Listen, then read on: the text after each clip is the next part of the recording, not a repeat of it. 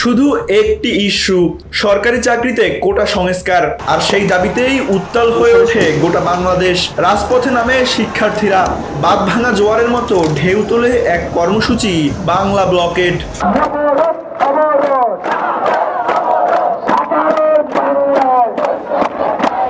কোথাও যান চলাচল বন্ধ, কোথাও পুলিশের জলকামান আর ব্যারিকেড, তবু রোখা যায়নি আন্দোলন। তারিখটি ছিল 2024 সালের 11 জুলাই। রাজধানী ঢাকা থেকে শুরু করে চট্টগ্রাম, কুমিল্লা, রাজশাহী, সিলেট, খুলনা, প্রতিটি শহরে প্রতিবাদী শিক্ষার্থীদের একটাই কণ্ঠস্বর, কোটা নয়, চাই মেধা।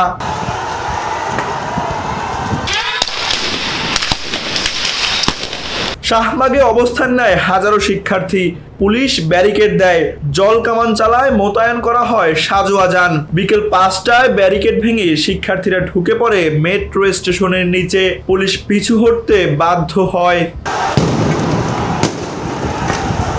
জগন্নাথ বিশ্ববিদ্যালয়ের ছাত্ররা ফটক ভেঙে মিছিল নিয়ে পৌঁছায় শাহবাগে। পথে শাঁখারীবাজার, মৎস্য ভবন, প্রতিটি বাঁকে বাধা।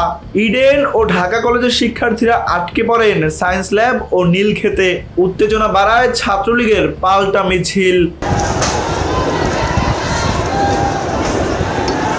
কুমিল্লায় ছোড়া হয় ফাঁকা গুলি, সিলেট ও চট্টগ্রামে লাঠিচার্জ, রাজশাহীতে রেল অবরোধ, খুলনায় চলে বৃষ্টি ভেজা বিক্ষোভ। আন্দোলন পণ্ড করতে বহু স্থানে ছাত্রলীগের বাধা, তবুও পিছু হটেনি কেউ। একদিন আগেই 10 জুলাই হাইকোর্ট কোটা বাতিলের পরিপত্রকে অবৈধ ঘোষণা করে। রায়ে বলা হয়, সরকার চাইলে সংশোধন করতে পারবে, তবে 3 মাসের মধ্যে নতুন পরিপত্র দিতে হবে। আন্দোলনের সমন্বয়ক নাহিদ ইসলাম ঘোষণা দেন, হামলা, ভয়ভীতি কোনো কিছুতেই আন্দোলন বন্ধ হবে না।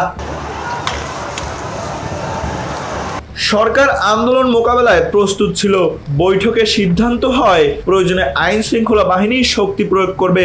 মাঠে নামে ছাত্রলীগও, পাল্টা কর্মসূচি দেওয়া হয় রাজু ভাস্কর্যে, মধুর ক্যান্টিনে। কোটা না মেধা, মেধা মেধা, এই আন্দোলন ছিল নতুন প্রজন্মের এক গণদাবি, ন্যায়ের, সমতার আর সত্যের পক্ষে দৃপ্ত উচ্চারণ।